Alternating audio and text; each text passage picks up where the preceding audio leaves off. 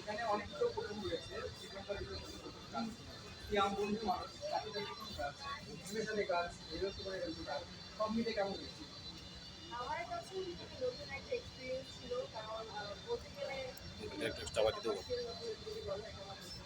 তো আমার সবাই আমার কম সবাই আমার সিনিয়র এবং সবার সাথে